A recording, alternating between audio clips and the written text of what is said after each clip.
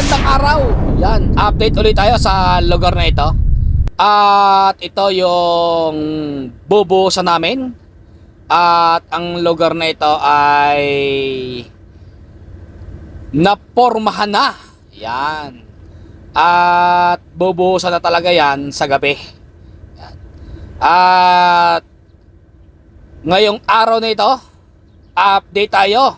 November 14. Yan.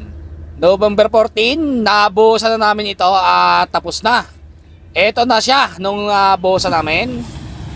Ayan na! Yes! Yan guys.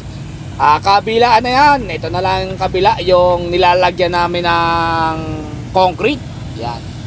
Shout out sa mga taga-Siamo, sa mga tropa na kasama natin dito.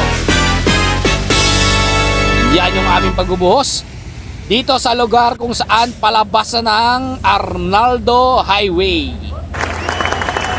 Yan yung aming mga truck driver na kasama namin dito. Ayun no. Talaga naman no, ang sisipag ng mga tropahan no. Shout out kay Bininsol.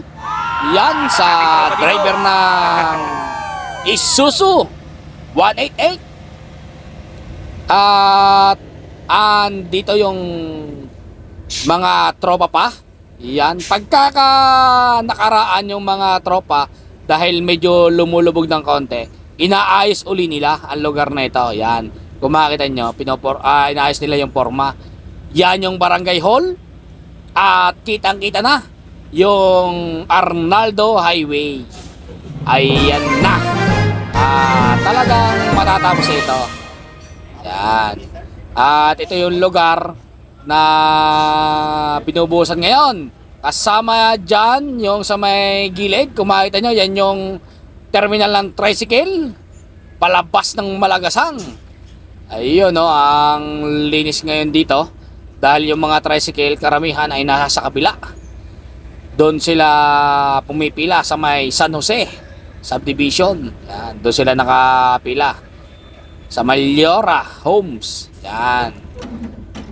Kasama rin natin dito ang ating coordinator, si Orca. Yan o, shout out sa iyo tropa. Yan.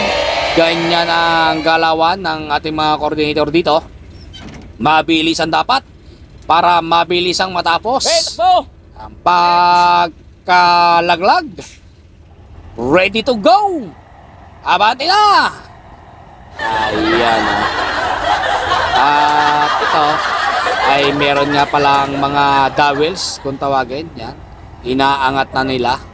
Yan yung bakal na nasa sa gilid yan. Inaangat ni kuya. Yan, nakakulay pula. Shoutout sa iyo kuya.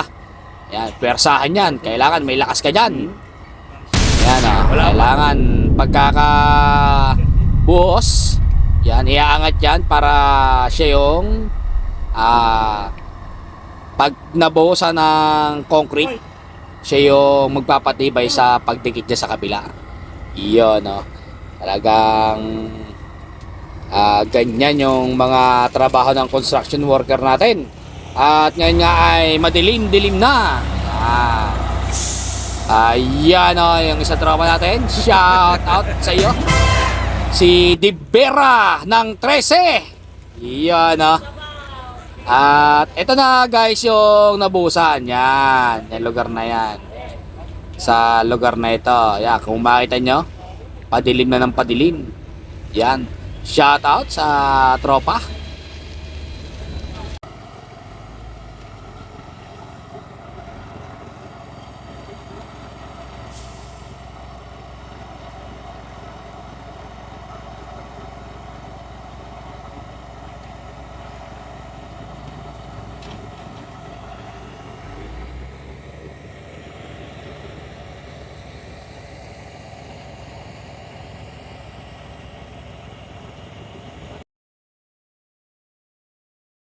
At binalikan ko yung mga binuhusan namin noong isang araw. Ayan na ang forma. Guys, ito na. Dito na yung kalsada galing ng open canal. Ayan, kompletong kompleto na. Yes! Ayan, no. Pero sa ngayon, hindi pa po ito pwedeng daanan pa. Dahil ito ay may curing time pa, may araw pa na iaantayin para maging matigas yung ating konkreto. Yan.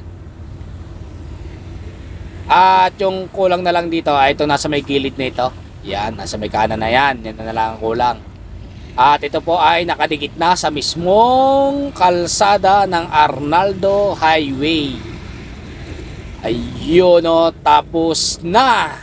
Ayan o, yung mga dumadaan sa sakyan. Ito yung barangay hall. Ayan o, kaharap na natin.